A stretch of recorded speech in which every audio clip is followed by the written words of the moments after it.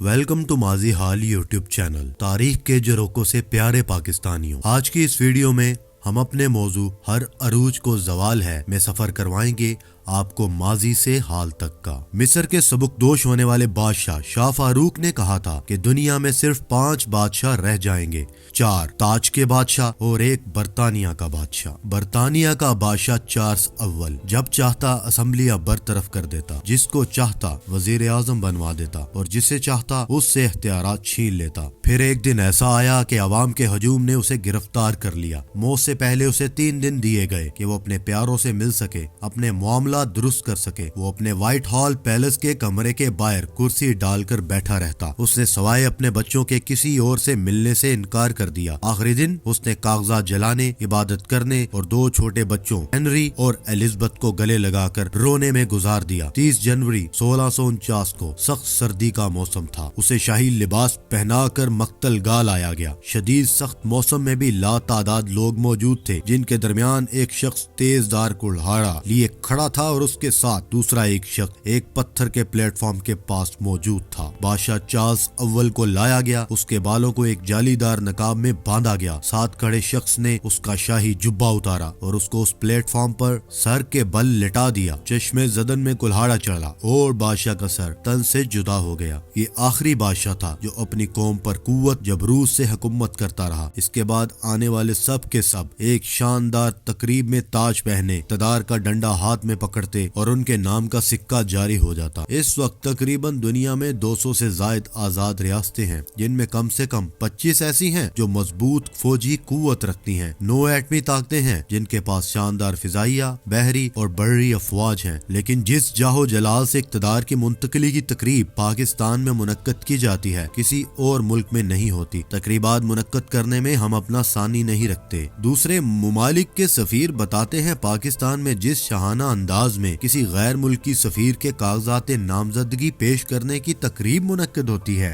दुनिया के बेशतर सफीर पाकिस्तान में अपनी तैनाती की ख्वाहिश करते हैं ताकि एक दफा इस लज्जत से लुत्फ अंदोज हो सके। चीफ ऑफ आर्मी स्टाफ की तब्दीली की तकरीब ऐन मुमकिन है हमेशा ऐसे ही मुनक्कद होती होगी, लेकिन अवाम की नजरों से ओझल रही। जिस तरह गुज़िश्ता 2 तकारीब बराह रास्त तमाम टेलीविजन पर चली, उस पर वाकई किसी पुरहैबत इक़्तिदार की मुंतकिली का गुमान होता है। तकरीब को अवाम को दिखाने का मकसद यकीनन ये हो सकता है कि कौम को अफवाज पाकिस्तान के डिसिप्लिन और इसकी रिवायत से आगाह किया जाए। लेकिन इस पूरी तकरीब के दौरान सिर्फ इंसान यही सोचता है कि ये शानदार तकरीब किस तरह इस दुनिया की बेसिबाती की वाज़ेह मिसाल है। इस दुनिया के बारे में सबसे खूबसूरत और लाजवाल तबसरा रसूलुल्लाह सल्लल्लाहु अलैहि वसल्लम ने फरमाया, ये दुनिया आबरुस सबील है, यानी ट्रांजिट लाउंज। ये आर्जी पड़ाव है। आदमी आलमे बाला की दुनिया से आता है, यहाँ कुछ दिन पड़ाव करता है और अपनी अगली मंजिल की जानिब रवाना हो जाता है। अल्लाह ने अगर ये दुनिया खूबसूरत, बारौनक